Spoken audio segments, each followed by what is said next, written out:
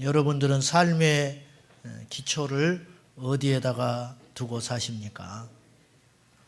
사람들은 자기도 모르게 의지하는 것이 생깁니다.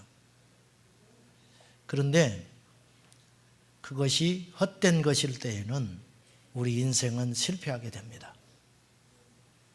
많은 사람들이 물질을 쫓아갑니다.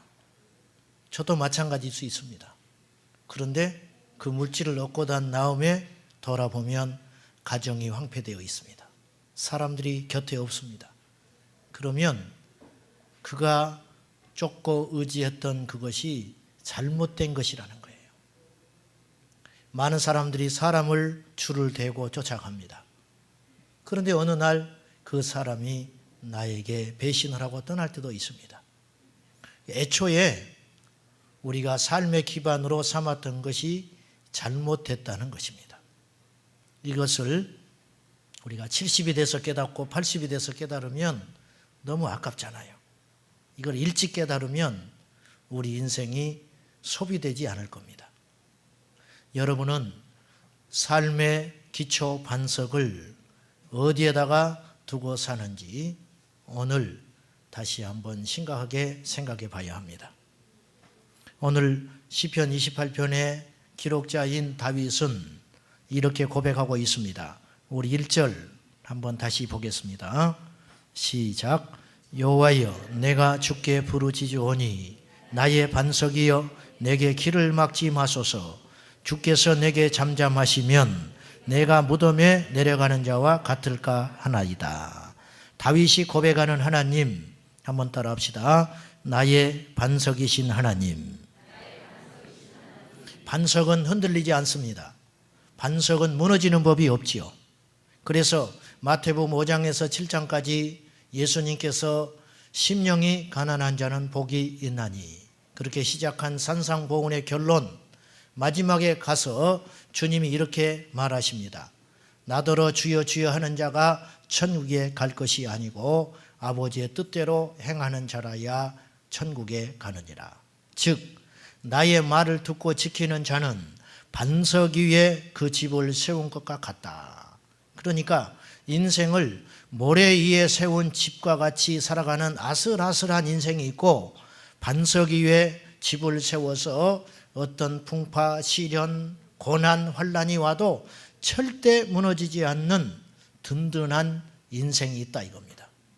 욥은 하나님을 반석으로 삼았기 때문에 그는 동방에서 한때 최고의 부자였고 자식도 많았고 그의 수요를 셀 수 없을 만큼 많은 복을 받았지만은 어느 날 하나님이 그걸 다 걷어가십니다.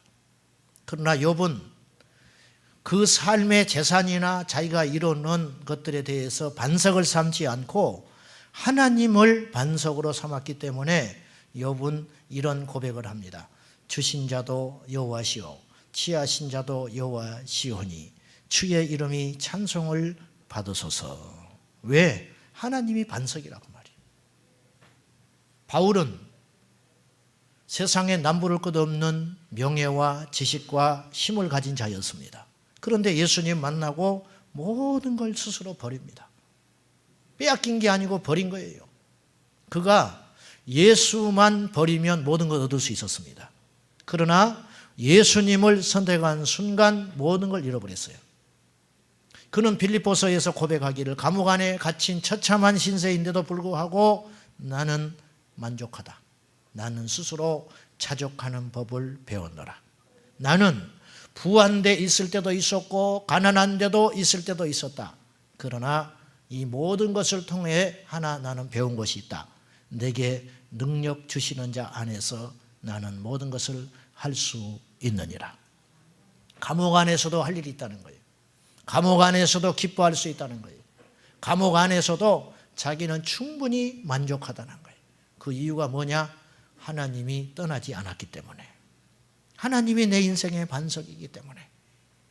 여러분의 반석은 하나님 되시기를 축원합니다. 사람들은 다 그런 것 같아요. 다 든든한 것 같아요. 우리는 우리 자신들에게 속을 때가 너무 많아요. 그러나 닥쳐보면 여지없이 번전 나와버립니다. 예수님이 이 땅에 오셔서 안 하신 것이 몇 가지가 있어요. 뭐 거짓말 뭐 그런 거 안 하셨겠죠. 주님이 첫째로 안 하신 게 있는데 변명을 안 하셨습니다. 사복음서를 보세요. 예수님이 변명하신 적이 있는가? 변명 안 합니다. 예수님은 사람들이 이해하지 못할 상황에 처해 있어도 절대 납득시키려고 하지 않아요. 심지어는 재판받을 때 아무 죄 없으신 주님을 고발하고 십자가에 죽이려고 할 때도 주님은 침묵하십니다. 변명하지 않아요. 빌라도는 예수님을 살려두려고 했어요. 한마디만 하라는 거예요. 네가 하나님을 모욕한 적이 없고 나는 하나님을 높이는 선지자라. 변명하면 그 즉시로 살려줄 수 있어요. 왜? 예수님은 도덕적인 죄를 범한 게 없거든요. 그러나 주님은 침묵하심으로 십자가를 지십니다. 변명하지 않았어요. 두 번째, 예수님이 안 하신 게 있어요. 사람에게 사정하지 않습니다. 주님과 뜻이 맞지 않아서 그 깊은 영적 세계를 이해하지 못하고 떠나는 사람도 있었고 대적하는 사람들도 있었습니다.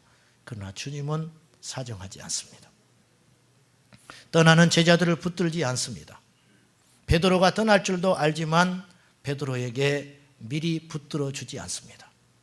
세 번째, 주님은 반대하고 적대하는 자들을 향하여 증오를 품지 않습니다. 이게 주님이 하신 놀라운 일이죠. 자, 어떻게 이러실 수 있었을까? 첫째는 그분이 하나님이시니까, 인간이 아니시니까 당연히 그럴 수 있다. 그런데 이제 예수님이 침묵하시고 사람을 중심으로 삼지 않고 또한 사람들을 향하여 미움을 품지 않고 살았던 이유는 당신의 삶의 기반이 이 땅이 아니고 하늘에 있었기 때문에 그래요. 하나님이 내 인생의 기반이니까, 하나님이 내 인생의 반석이니까 예수님은 요동하지 않는 거예요. 사랑하는 여러분, 어떤 풍파 시련 기가 막히게 좋은 일이 온다 할지라도 요동치 말고 주님 붙잡으시기를 축원합니다. 유정옥 사모님 제가 가끔 이야기합니다. 이 사모님 너무 훌륭해가지고 우리 교회 모시지를 못하겠어. 우리 집사람하고 비교할까 봐. 제가 답답하고 힘들 때, 영적으로 공고해질 때 이분 책을 자주 읽습니다. 우는 자들과 함께 울 수 있어서 행복하다, 그런 책을 쓰셨는데 이 책 읽고 제가 많이 웁니다. 이 책 읽으니 이런 내용이 있더라고요. 이분이 집안 반대에 무릅쓰고 믿지 않는 남편 만나서 시집갔습니다. 하나님이 그냥 두시지 않지요. 완전히 망했습니다. 그 잘되던 사업 다 망가뜨리고 부도에 앉아가지고 이분이 시집가니까 12식구 모시고 살았어요. 자기 새끼들, 남편, 시어머니, 시아버지, 시할머니까지 모시고 살았대요. 12식구들 합니다. 12식구가 어느 날 오갈 데가 없어져 버리는 거예요. 자기 구석진 부천 한쪽 칸에 가서 지하 햇볕 한 점 들지 않는 방 한 칸짜리 그곳에 이사해가지고 이제 주저앉아서 날마다 부도수표 3억짜리 난 거 그거 앞에 놓고 증오하며 미워하고 울었어요. 그러다가 3억 포기하고 찢어버리고 그 사람 용서했더니 남편이 예수께로 돌아왔어요. 그 남편이 예수 믿은 거예요. 3억 지불하고 남편을 얻었어요. 감사하더랍니다. 하늘이 나라, 하늘이 모든 것이, 이 땅의 모든 것이 자기 것처럼. 그리고 하나님의 뜻을 깨닫고 열심히 기도하여 남편 신학하고 목사 됐습니다. 늦게 만난 하나님, 늦게 신학하고 나니 갈 데가 없는 거예요. 그래서 개척했습니다. 교회 개척하고 하나님의 은혜로 1년 만에 12가정이 모였어요. 그런데 남편은 성정이 원래 불같고 사업하던 사람이라 정확한 것, 따지는 것 좋아하고 늦게 예수님 만났으니 성도들과의 관계가 원만하지 못해요. 그래서 직선적이고 목사님께 상처받았다는 성도들이 자꾸 많아지는 겁니다. 그래서 부목사님 모셨는데 그 부목사님은 정반대의 사람이었어요. 온유하고 겸손하고 말 잘 들어주고 사랑이 넘치는 부목사님.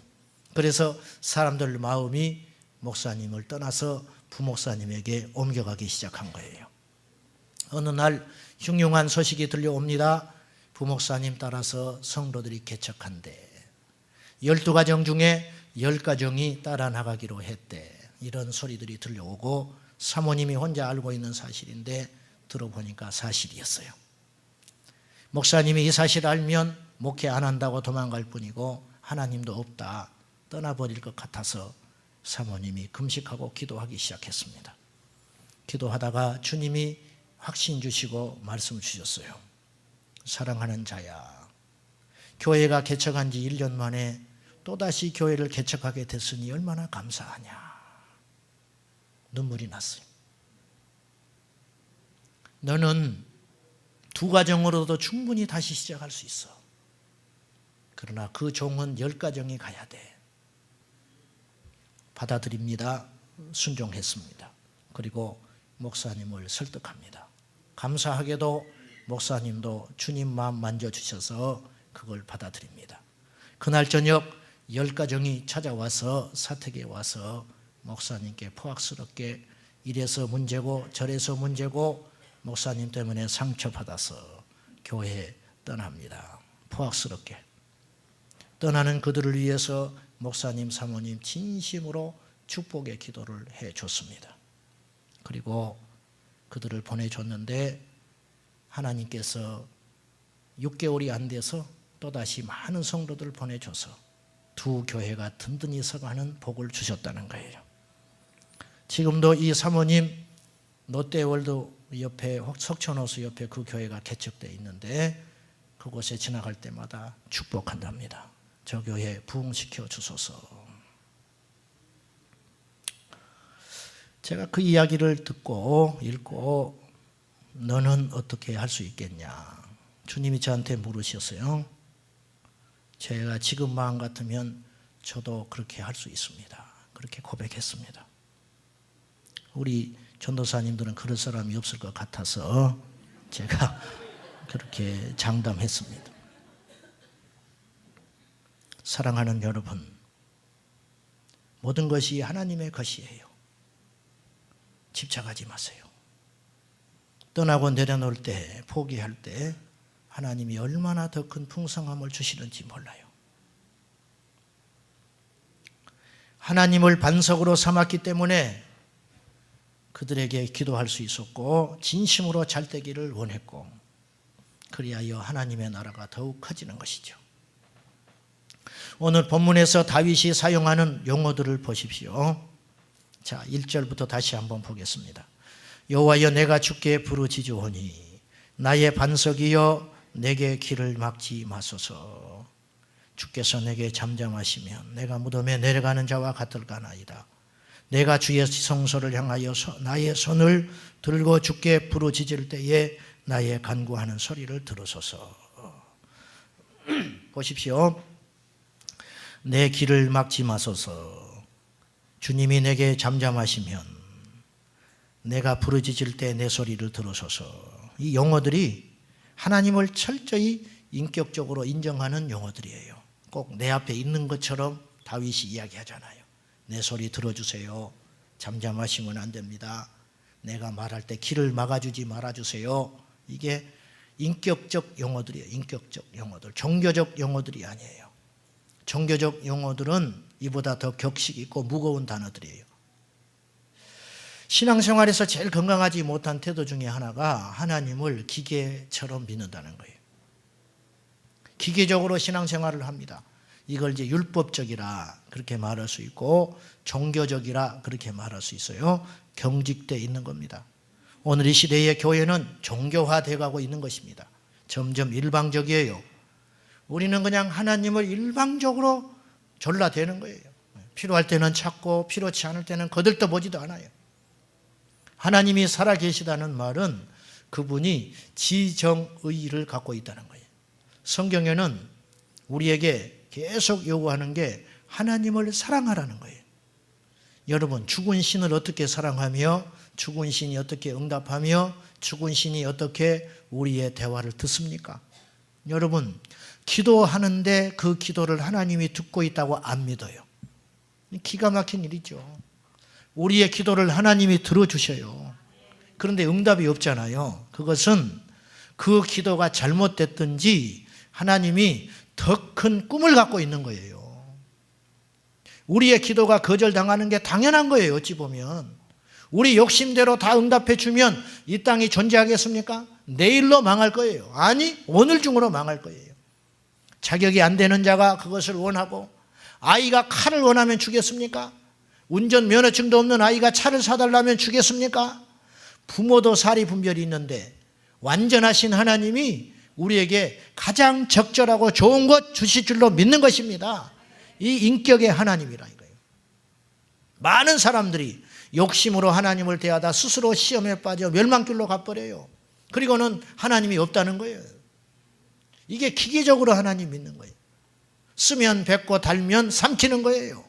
우리 하나님은 지정의가 있어요. 하나님은 아셔요. 하나님은 분노도 하셔요.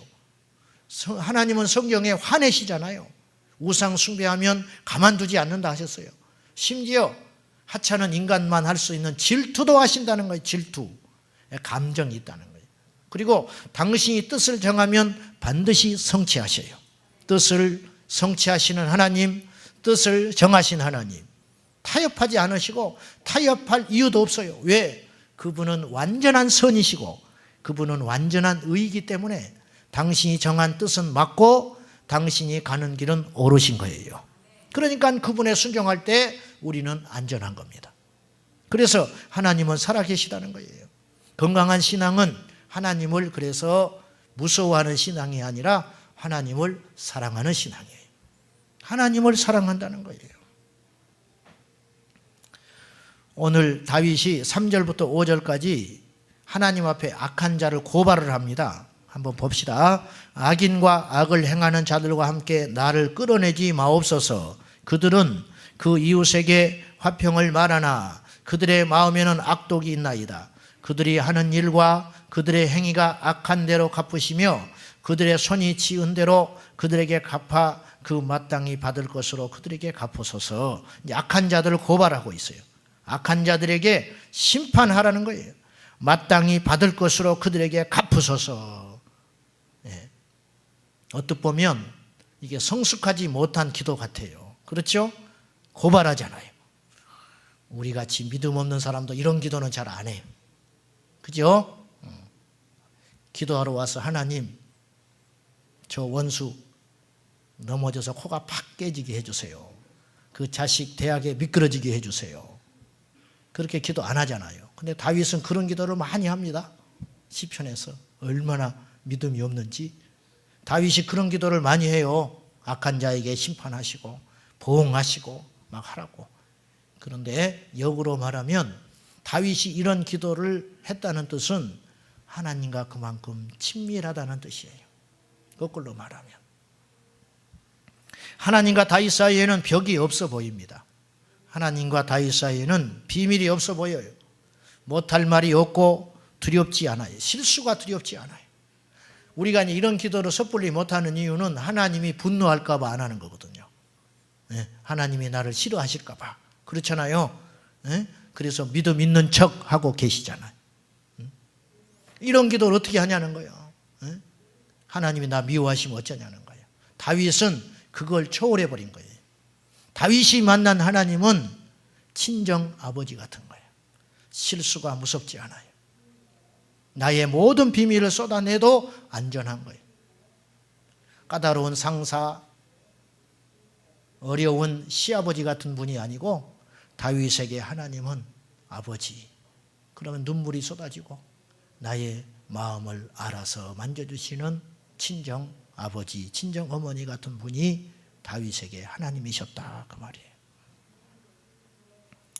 하나님 앞에서조차 격식이 필요하고 비밀이 필요하고 우리에게 형식이 필요하다면 우리 하나님은 진정한 우리 아버지가 되시지 않지요. 베드로는요 초기에 굉장히 사복음서에 보면 예수님 앞에 강하잖아요. 믿음이 강해요. 그래가지고 물 위도 걸어버린다고요. 주님이십니까? 그러면 나 좀 오라고 하십시오. 믿습니다고 하더니 물에 빠지지 않는 거예요. 인류 역사상 최초의 사건이에요. 인간으로서. 베드로는 주님 앞에 멋들어진 신앙 고백도 했습니다.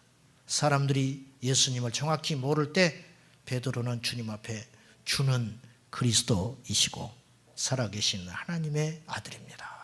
우리는 이게 익숙해요. 많이 들었고 봤기 때문에. 그러나 그 당시에는 이것이 있을 수 없는 일이에요. 눈앞에 보이는 인간 예수를 향하여 하나님이라고 말하는 것은 이거는 있을 수 없는 일이에요. 이렇게 믿음이 강력했던 베드로. 그러나 베드로는 무너졌어요. 넘어져 버렸잖아요. 모른다고 3번이나 주님 부인하고 떠난 적도 있었어요.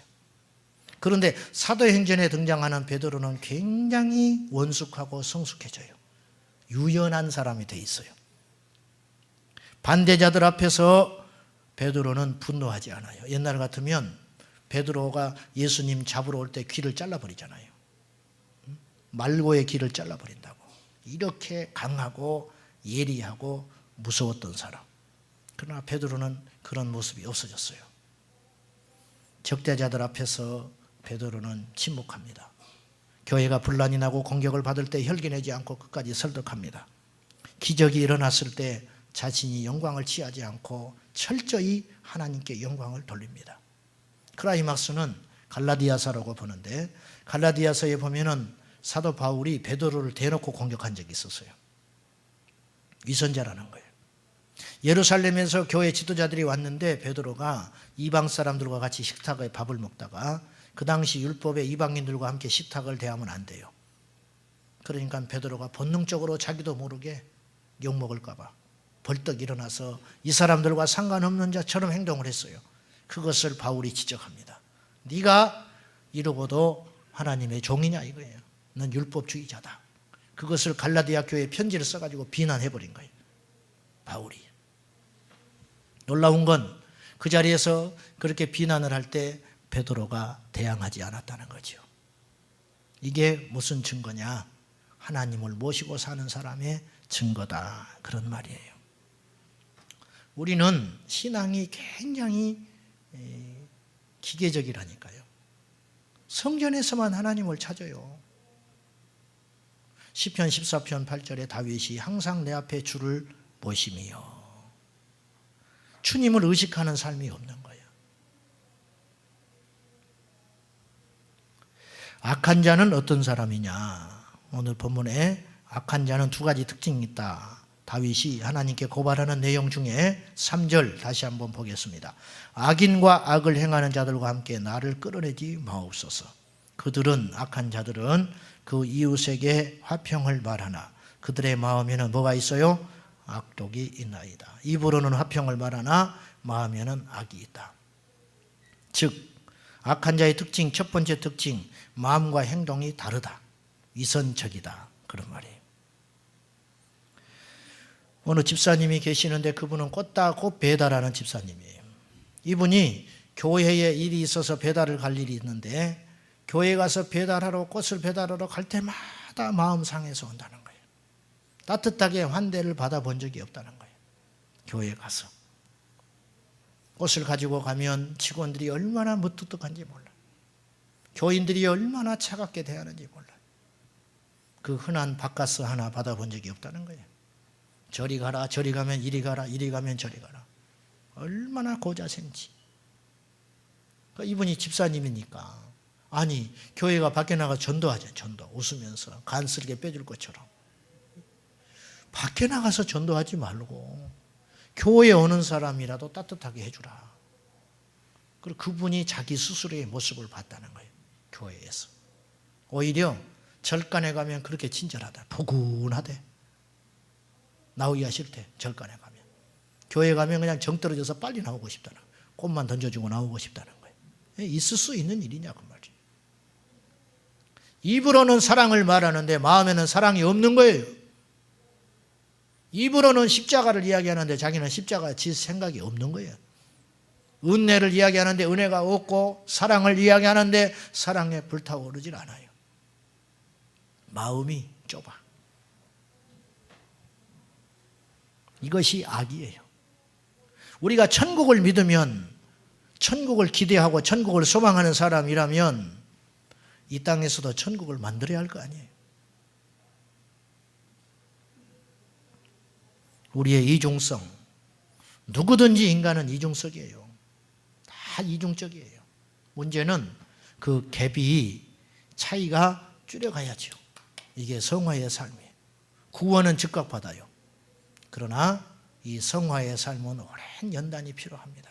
연단이라는 말이 무슨 뜻인지 아십니까? 연단. 우리가 무심코 쓰지요. 연단의 연자는 칼을 불 속에 담가서 1000번 치면 연이라고 그래요. 불 속에 달궈진 쇳덩어리를 1000번 치고 물 속에 담갔다 뺐다 1000번 하면 연, 10,000번 망치질하면 단 그래요. 우리가 10,000번, 1000번 망신당하고 고통당하고 그래 봐야 우리가 인격이 완성된다고 말이에요. 수치도 10,000번 당해봐야 되고 배고픔도 10,000번 당해봐야 하고 꼴찌도 10,000번 해봐야 되고 억울한 일도 10,000번 당해봐야 되고 속상한 일도 10,000번 당할 때 우리는 정금 같은 주님의 그릇 된다 그 말입니다. 아까 유정옥 사모님 이야기했죠. 개척 1년 만에 혹독한 시련 겪었어요. 근데 훗날에 그것이 그렇게 큰 보약이 됐다는 거예요. 웬만한 일에는 끄떡하지 않게 됐어요. 이게 하나님의 축복 아닙니까? 초창에 하나님께서 그렇게 달구시고 연단하시더니 큰 그릇 만들어 주신 거예요.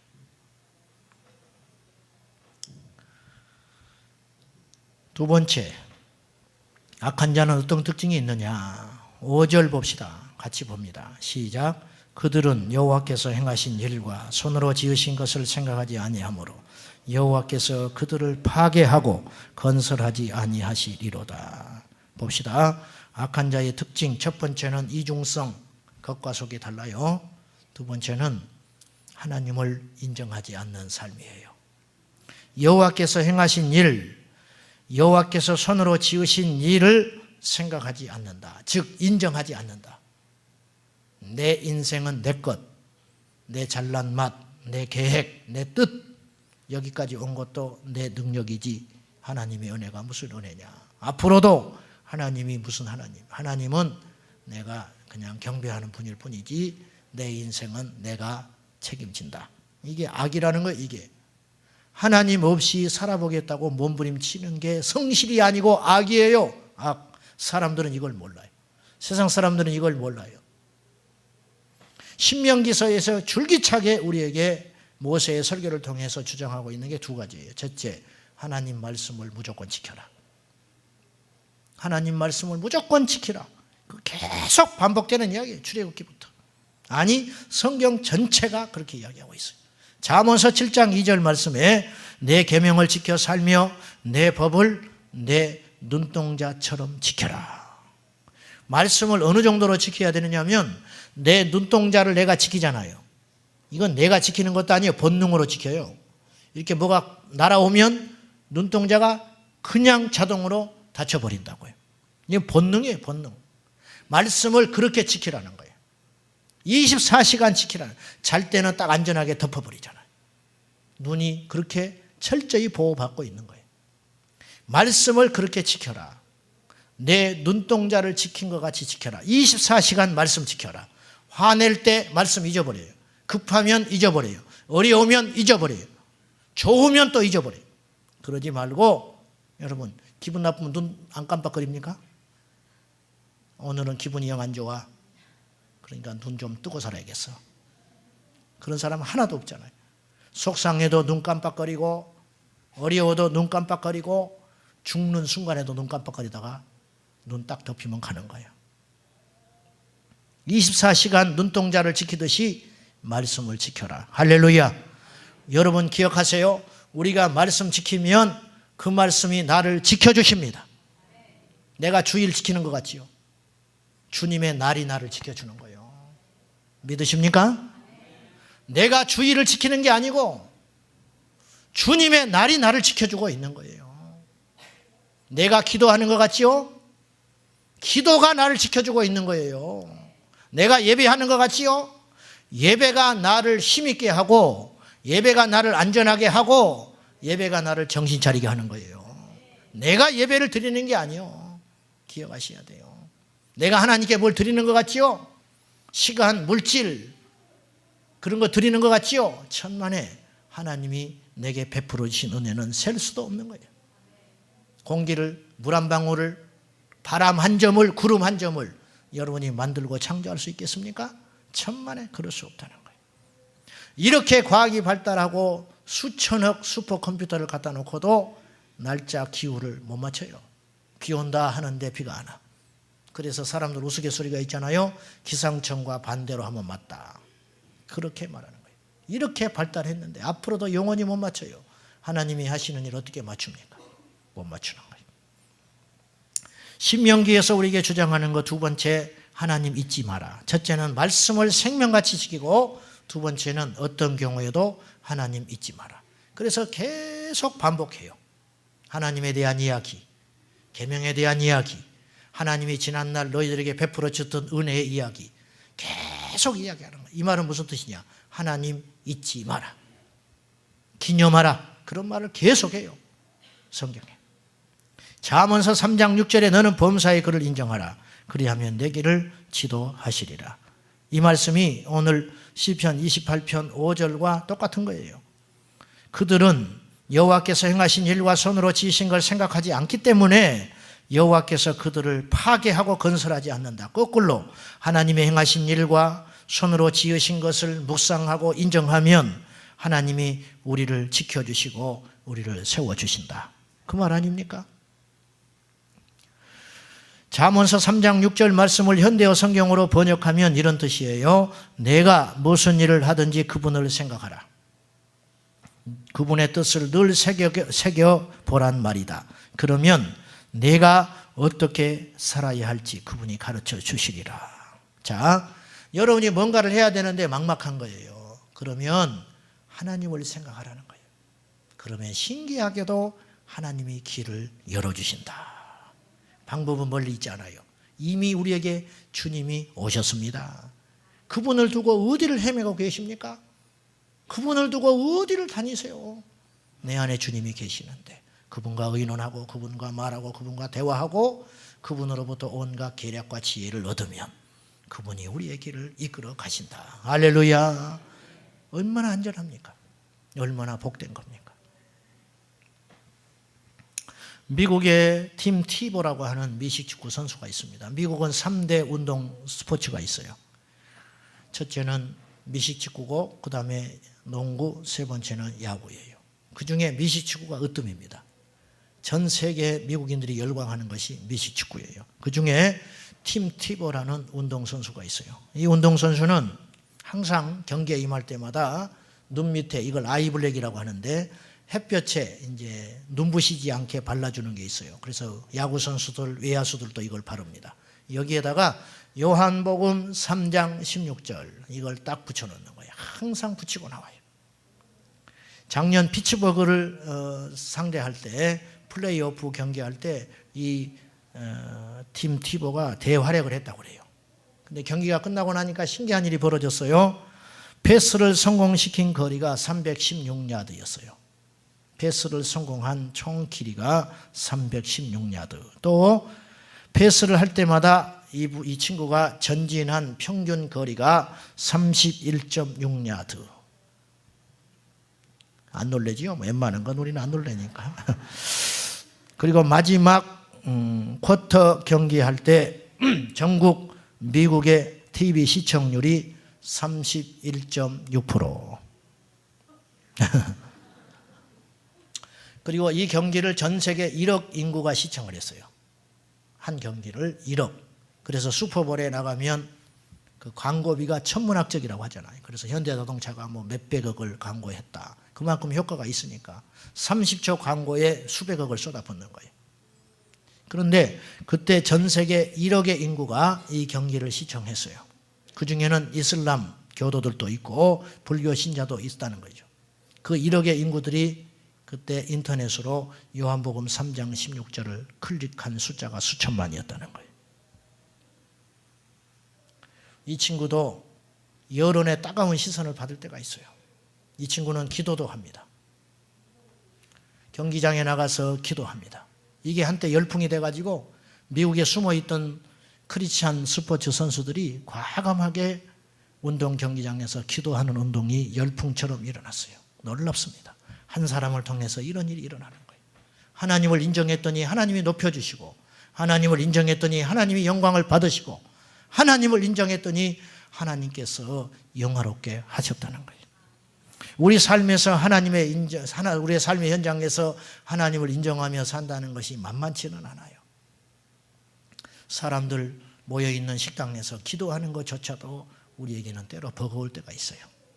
그런데 전 세계 스포트라이트를 받는, 한 해에 수백만 달러를 받는, 수천억을 버는 이 운동선수가 젊은 날에 예수 그리스도를 증거한다는 건 결코 쉬운 일이 아니에요.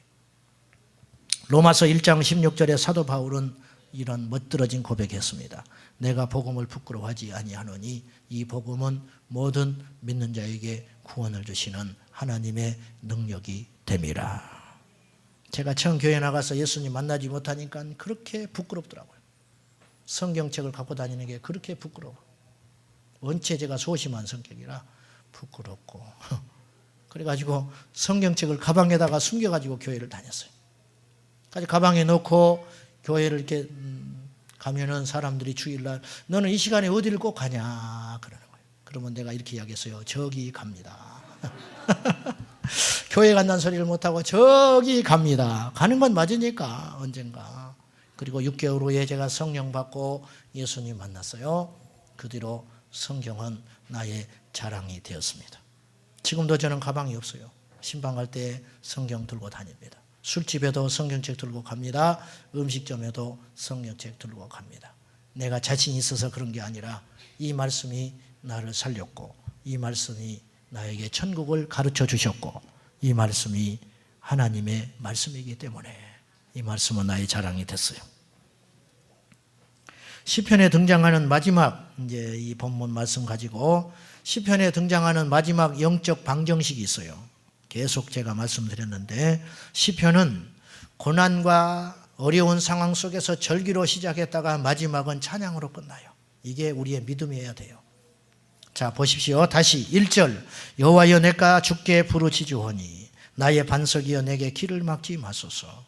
주께서 내게 잠잠하시면 내가 무덤에 내려가는 자와 같을까. 내가 죽겠다 그 말이에요. 지금 내가 망하기 직전입니다. 내가 죽은 자와 같습니다. 무덤에 내려가는 자와 같을까 하나이다. 지금 이 중에도 그런 분 계세요. 그런데 다윗은 결론에 가면 항상 하나님을 찬양하여 6절 여호와를 찬송하며 내 간구하는 소리를 들으시미로다. 결론은 찬양입니다. 결론은 확신이에요. 7절 여호와는 나의 힘과 나의 방패이시니 내 마음이 그를 의지하여 도움을 얻었도다. 내 마음이 크게 기뻐하며 내 노래로 그를 찬송하리로다. 할렐루야. 이 본문을 묵상하면서 하나님이 제게 해주신 큰 깨달음이 있었어요. 아하, 우리 신앙의 결론도 이러해야 한다. 마태복음 7장에 좁은 문으로 들어가라. 좁은 문이 좁기 때문에 찾는 자가 적다고 그랬어요. 그러나 이 좁은 문은 훗날의 천국이에요. 이게 승리입니다. 넓은 문, 넓고 길이 좋고 편안하기 때문에 많은 사람들이 그 길을 따라간다는 거예요. 결론은 지옥이라는 거예요. 우리는 이 두 길밖에 없는 거예요. 십자가의 좁은 문을 갔다가 마지막에 천국에서 영생을 누리느냐, 편안한 길, 모든 사람이 즐거워하는 길, 지지하는 그 길을 가다가 마지막에 넓은 문 통과하여 지옥의 불심판 받느냐, 이 둘 중에 하나라는 거예요.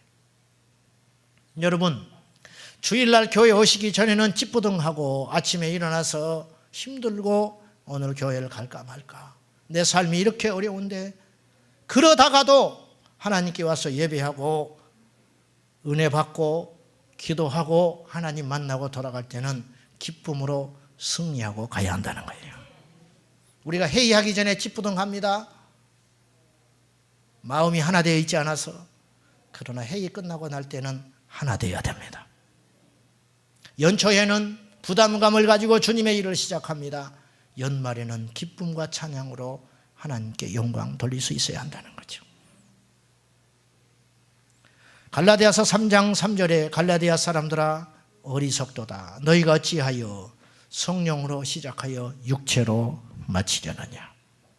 여러분, 올 초보다 지금 여러분의 믿음이 더 커져야 돼요. 제가 10여 년 전 개척할 때보다 지금 제 영성과 믿음과 인격이 더 커졌어야 되는 거예요. 이게 하나님의 역사예요. 갈라디아 교회는 성령으로 시작했어요. 기도로 시작했어요. 은혜로 시작했어요. 그러나 육체로 끝나가고 있는 거예요. 바울이 이걸 너무 가슴 아파하는 거예요. 에베소서 4장 26절 분을 내어도 죄를 짓지 말며 해가 지도록 분을 품지 마라.